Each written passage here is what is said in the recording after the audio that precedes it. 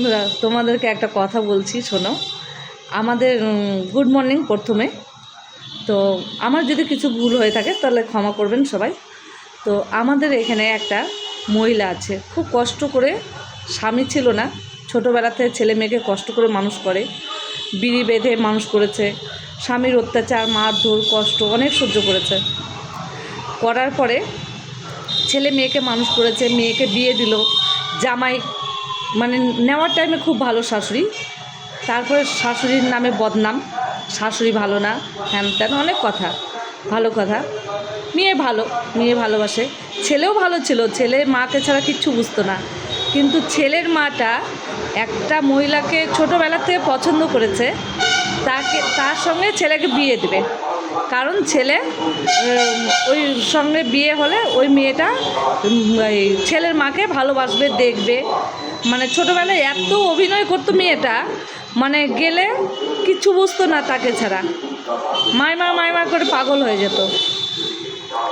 যে বিয়ে হয়ে আসলো 1 বছর ভালো ছিল, তারপর কালনাগিনী মা বাবা, মানে মাটা মেন শয়তান, মাটা হলো সংসার ভাঙার জন্য উস্তাদ, আর মেয়েটা সত্য মিথ্যা কথা এত লাগাতে পারে, আর ছেলেটাকে এত বশ করে নিয়েছে যে ছেলে মাকে আর সহ্য করতে পারে না।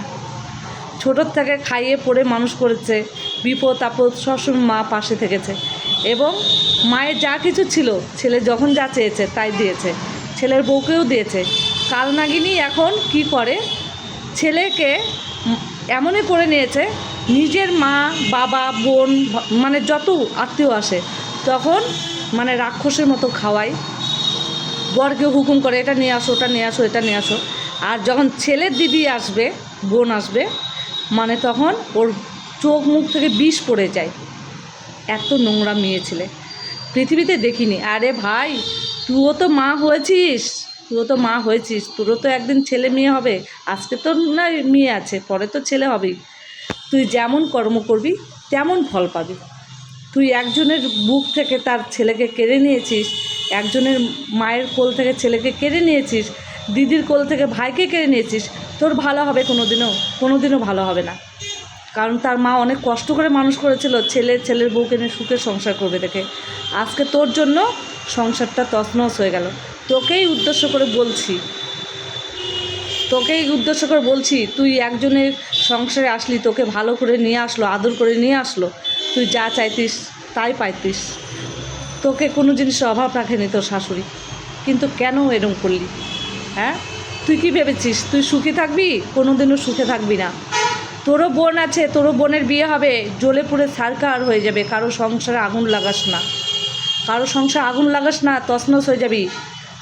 আজকে মা বাবার বুদ্ধি শুনে চলছিস, কালকে তোরও ছেলে মেয়ে হবে, তোরও ছেলে আছে, মেয়ে আছে, তোরও একদিন এই হাল হবে। তুই অন্যের বুক থেকে তার ছেলেকে কেড়ে নিয়েছিস, মা বাবাকে মানে উস্কে দিয়েছিস, যে ছেলে মায়ের কাছ থেকে সরে নিয়েছিস, তার ছেলের জন্য মা কাঁদে।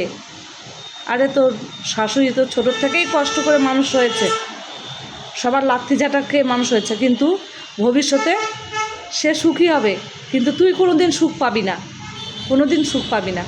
কারণ কি বলতো, তার চোখের এক ফোঁটা জলে অভিশাপ আছে।